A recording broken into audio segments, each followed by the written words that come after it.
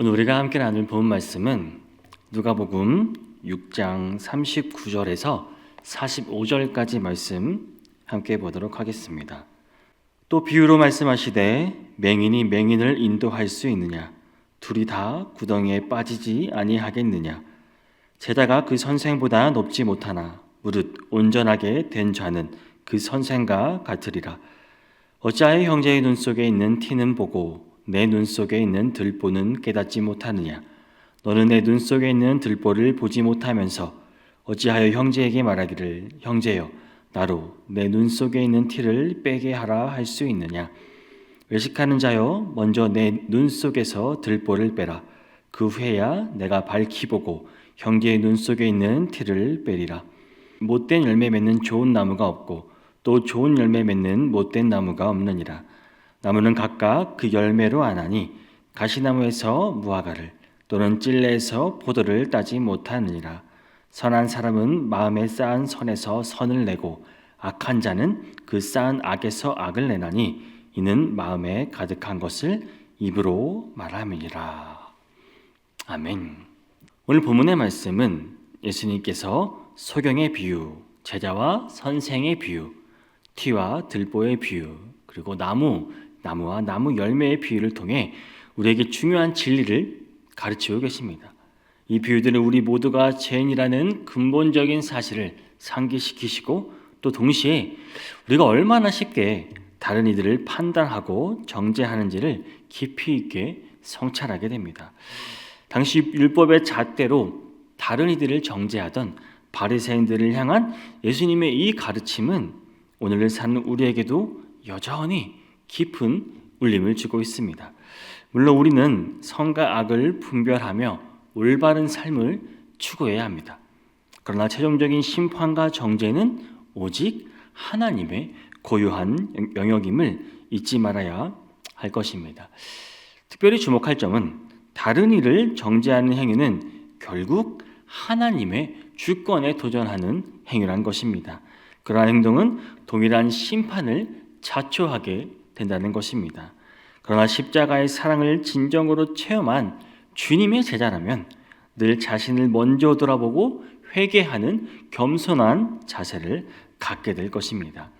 이러한 맥락에서 우리는 형제자매의 허물을 지적하고 또 비난하기보다는 그들의 연약함을 이해하고 용서하며 또 사랑으로 덮어줄 수 있는 그리스도의 성품을 배워야 하겠습니다. 이제 본 말씀에 담긴 구체적인 교훈들을 함께 살펴보며 주님께서 우리에게 주시고자 하는 은혜를 나누도록 하겠습니다. 오늘 본문 39절에서는 예수님께서 이렇게 말씀하십니다. 맹인이 맹인을 인도할 수 있느냐? 둘이 다 구덩이에 빠지지 아니하겠느냐라는 의미심장한 비유를 말씀하십니다. 이 비유는 현대 도시에 사는 우리에게는 다소 생소할 수 있습니다. 하지만 당시 이스라엘의 지형을 이해한다면 그 의미는 더욱 선명해집니다. 당시 이스라엘은 어떠한 상황이었는가 하면 대부분이 황량한 광야였습니다. 단순한 사막이 아닌 울퉁불퉁한 돌과 또 깊은 구덩이들이 항상 이렇게 산지에 있는 곳이었습니다. 이러한 환경에서 시각장애인이 홀로 걸어간다는 것은 매우 위험한 일이었습니다. 예수님께서는 이 실제적인 사항을 통해 당시 영적으로 눈이 멀어 진리를 보지 못하는 종교 지도자들의 모습을 날카롭게 지적하신 것입니다. 그런데 이러한 현상은 비단 과거 바리새인들에게만 국한된 것이 아닙니다. 오늘날 우리 이 시대는 흔히 지도자 부재의 시대라고 말하고 있습니다. 사회 곳곳에서 스스로를 지도자라 자처하는 이들은 많지만 진정한 지도자의 자격을 갖춘 이는 이가 드문 현실입니다. 더욱 안타까운 것은 이러한 현상이 교회 안에까지 스며들어 많은 이들이 직분과 또 명예만을 쫓는 모습을 보인다는 것입니다. 야고보서 3장 1절에 이렇게 말합니다. 너희는 선생된 우리가 더 큰 심판을 받은 줄 알고 선생이 많이 되지 말라라고 경고하고 있습니다. 지도자의 자리에는 명예만이 아닌 큰 책임이 따르기 때문입니다. 역사적으로 볼 때 공동체를 무너뜨린 것은 항상 영적 분별력이 없는 지도자들이었음을 여러분 우리는 기억해야 할 것입니다. 지도자에게는 명예가 따르지만 사람들을 그릇 인도했을 때에는 그만큼 책임도 큰 법입니다.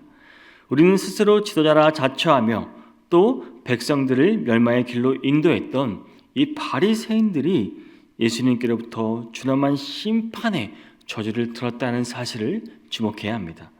그러므로 사랑하는 성도 여러분, 우리는 지도자 되기를 좋아하지 마시기 바랍니다.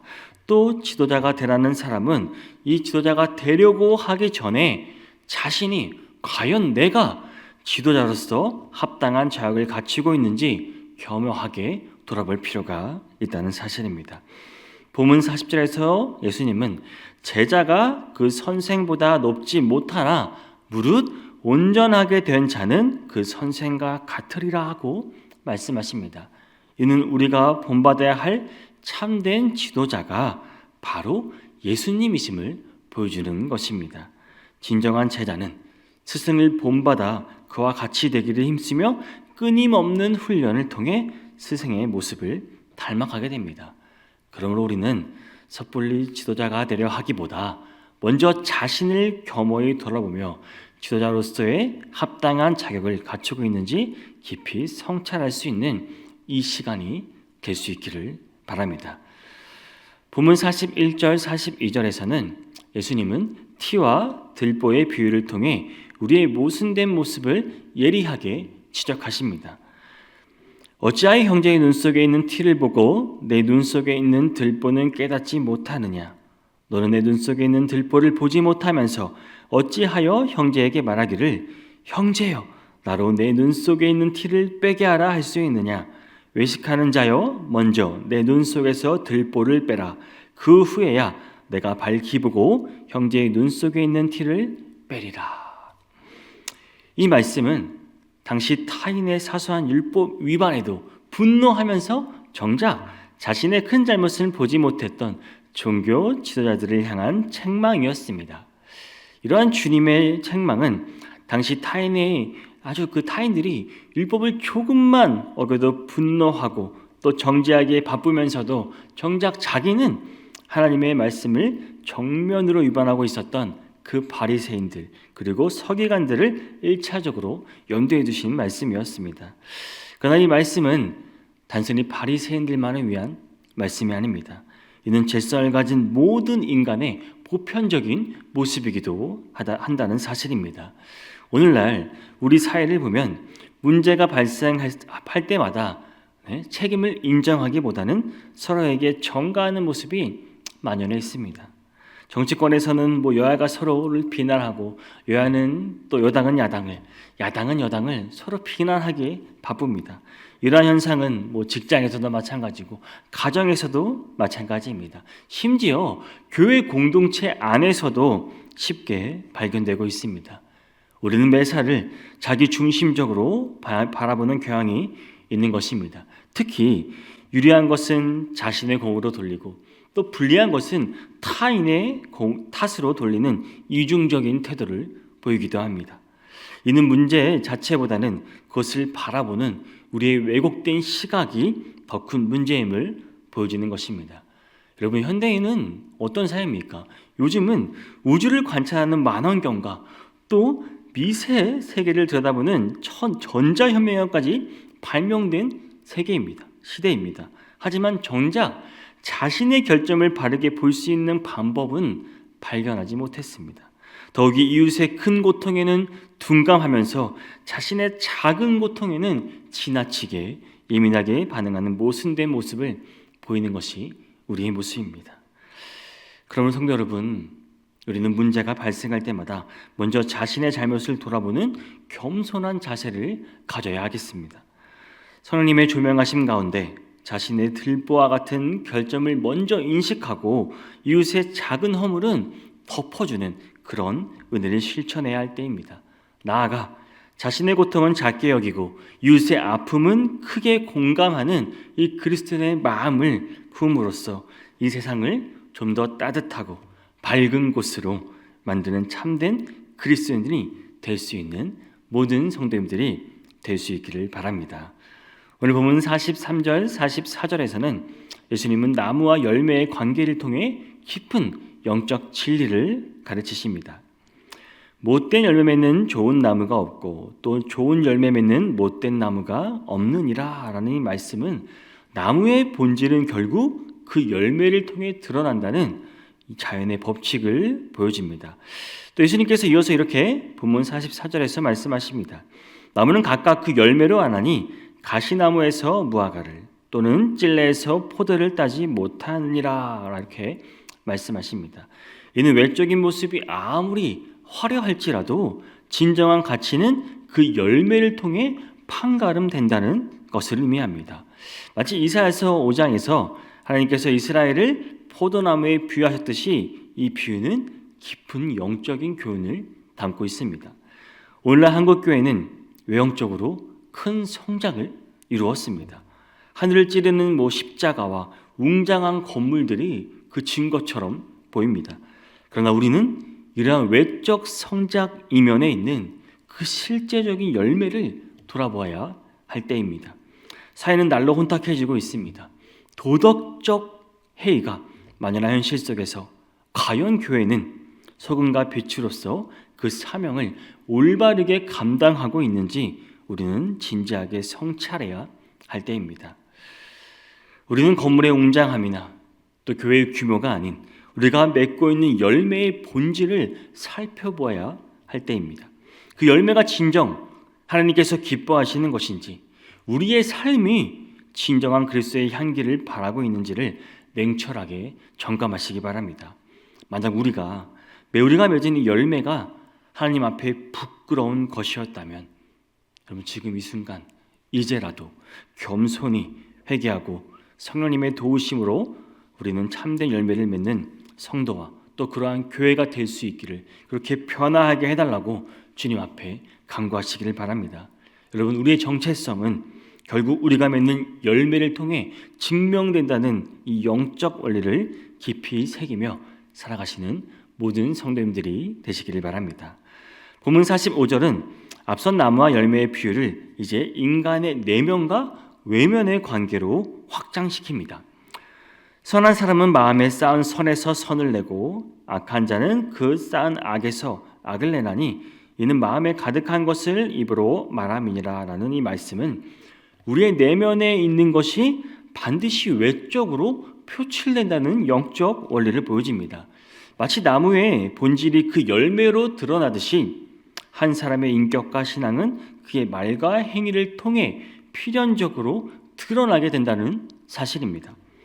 외적인 치장이나 또 꾸밈으로 여러분 그것을 잠시 가릴 수는 있다고 하지만 결국 그 사람의 진정한 모습은 행위를 통해 분명히 드러나게 되어 있습니다. 사람의 말과 행위는 그 마음에 쌓여있는 것들이 자연스럽게 표현되는 것입니다. 이는 어떤 방법으로도 완벽하게 숨길 수 없는 사실입니다. 그런데도 많은 이들이 값비싼 장신구를 통해서 또 경건한 외모로 자신의 실체를 가릴 수 있다고 생각하고 있는 것은 참 안타까운 현실입니다. 따라서 우리가 진정한 거룩함을 드러내고자 한다면 외적인 치장에 집중하기보다는 먼저 우리의 내면을 올바르게 가꾸어야 하겠습니다. 하나님의 말씀으로 왜곡된 마음을 바로잡고 또 성령의 능력으로 마음속의 모든 부정한 것들을 정결하게 하시길 바랍니다. 이러한 내면의 변화가 먼저 선행될 때 우리는 별도의 치장 없이도 자연스럽게 우리의 말과 행위를 통해 참된 그리스도인, 참된 성도의 모습을 드러낼 수 있을 것입니다. 이것이야말로 우리가 진정한 그리스도의 제자임을 증거하는 가장 확실한 방법이 될 것입니다. 사랑하는 성도 여러분, 오늘 본문을 통해 우리는 진정한 하나님의 사랑을 실천하기 위해서는 먼저 우리의 관점이 변화되어야 함을 배웠습니다. 여러분, 주님께서는 우리가 이웃을 바라볼 때는 그들의 결점보다 필요를 먼저 보고 또 자신을 돌아볼 때는 우리의 결점을 먼저 살피라고 가르치십니다. 현대 사회는 자신에게는 지나치게 관대하면서 또 타인의 결점에는 예민하게 반응하고 또 이웃의 고통에는 무감각한 모습을 보이고 있습니다. 그러나 우리 성도들은 이와는 반대로 자신의 부족함을 겸손히 인정할 줄 알아야 합니다. 이웃의 아픔과 필요를 먼저 살필 줄 알아야 합니다. 그러한 그리스도의 마음을 품으시는 모든 성도님들이 되시길 바랍니다.